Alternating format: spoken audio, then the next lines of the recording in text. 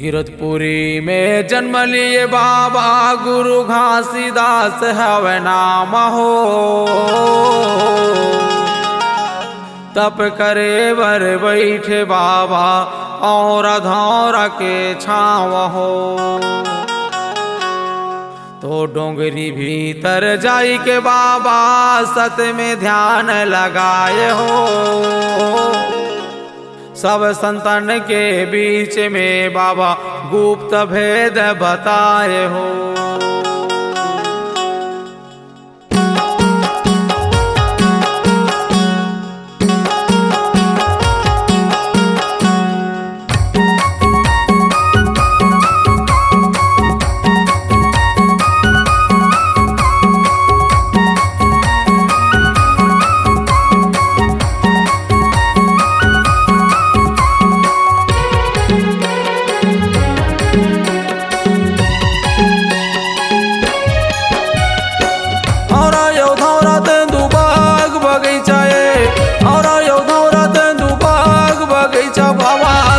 के भवतला रमा डर हो।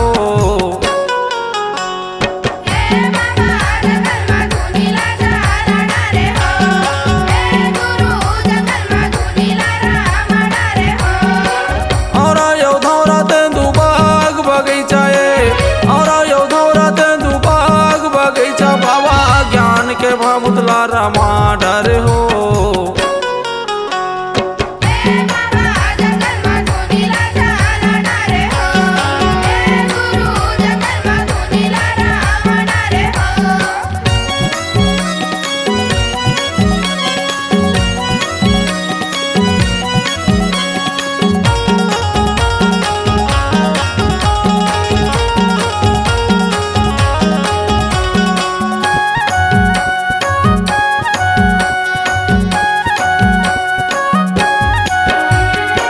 जंगल में बार धुनी ज्ञान के अंजोर बाबा ज्ञान के अंजोर।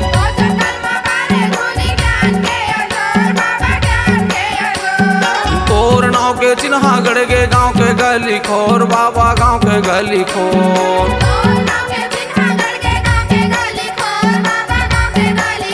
हाँ ज्ञान के अंजोर बाबा ज्ञान के अंजोर।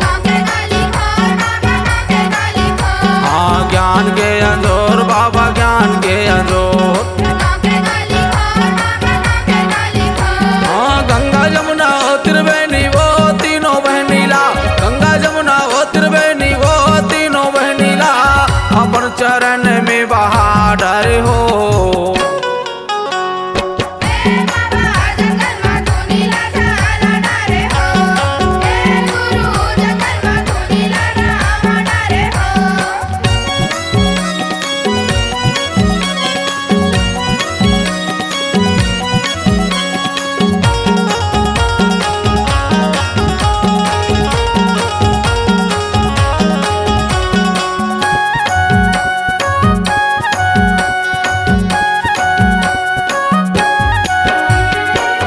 दिन ले औरा धौरा बन गए चारों धाम बन गए चारों धाम।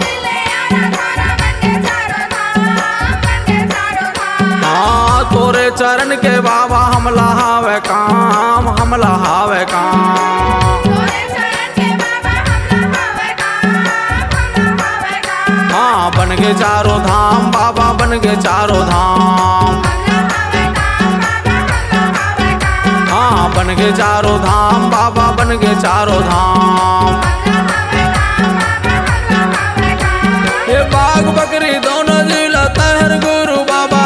बाघ बकरी दोनों जिला तहर गुरु बाबा। घाट में पानी पिला डर गा।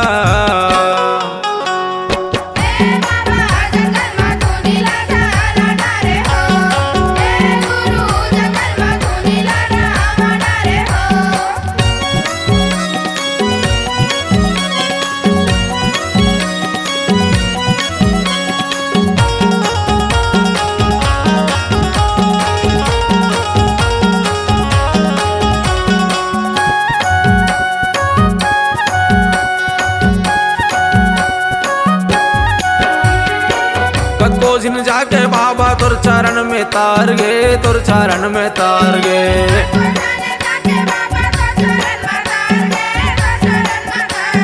भेद भावे मानिन बाबा वो नरक में पाड़ गे, वो नरक में पाड़ गे।